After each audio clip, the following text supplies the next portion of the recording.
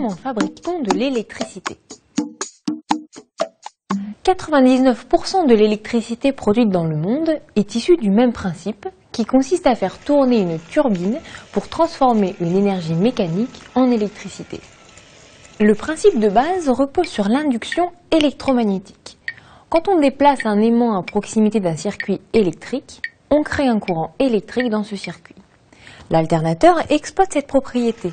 Il est constitué d'un aimant cylindrique s'emboîtant dans une bobine de fil de cuivre.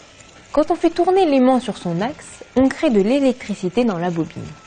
On a donc transformé l'énergie mécanique nécessaire pour faire tourner l'aimant en énergie électrique. Pour faire tourner l'aimant, on utilise un système qui s'inspire des moulins à eau. On rend l'aimant solitaire d'une roue à aube que l'on fait tourner. La plupart du temps, ce n'est pas, comme dans les moulins traditionnels, l'eau ou le vent qui actionne la turbine, mais de la vapeur. Et oui, la très grande majorité de l'électricité est produite aujourd'hui avec la même technique qu'il y a 100 ans, des turbines à vapeur. Seules les méthodes pour produire la vapeur, c'est-à-dire pour chauffer l'eau, se sont un peu diversifiées. Les méthodes traditionnelles consistent à faire du feu pour chauffer l'eau. C'est la méthode utilisée dans la plupart des centrales électriques conventionnelles, avec comme combustible du charbon ou du pétrole ou du gaz. On peut aussi utiliser des sources d'énergie renouvelables, notamment la biomasse, c'est-à-dire essentiellement du bois, ou la géothermie. Une autre énergie renouvelable est l'énergie solaire. Cette fois, on ne brûle pas un combustible, mais on concentre les rayons du soleil avec une sorte de loupe, de façon à chauffer l'eau suffisamment pour la transformer en vapeur.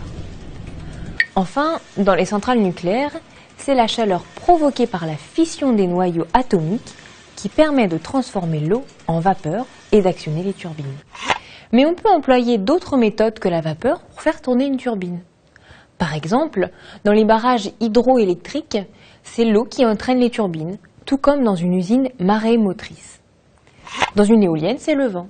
Dans les centrales au gaz naturel, c'est souvent le gaz lui-même, ou plutôt les gaz produits par la combustion du gaz naturel, qui entraînent les turbines. Pratiquement toute l'électricité produite sur Terre est obtenue par transformation d'énergie mécanique. Mais il existe une deuxième source d'énergie qui progresse, la transformation de l'énergie transportée par la lumière. On utilise pour cela des panneaux solaires photovoltaïques. Ces panneaux sont constitués de composants électroniques semi-conducteurs photoélectriques. Quand ils sont éclairés, ils absorbent une partie de la lumière et la transforment directement en électricité. Cette méthode de production reste aujourd'hui très marginale, mais progresse rapidement. Elle pourrait atteindre 1% de la production mondiale d'ici quelques années. On connaît encore d'autres méthodes pour produire de l'électricité.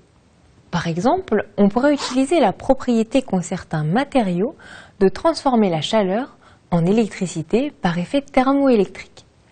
Ou encore, récupérer l'électricité de la foudre. Ou récupérer celle produite par certaines réactions chimiques. Mais toutes ces autres méthodes ne sont pas utilisées aujourd'hui pour produire massivement de l'électricité, en général à cause des coûts de mise en œuvre et du faible rendement. Malgré tout, la dernière méthode, qui consiste à récupérer l'électricité produite par des réactions chimiques, occupe une place importante dans notre vie quotidienne, puisque c'est le principe utilisé dans toutes les piles et toutes les batteries.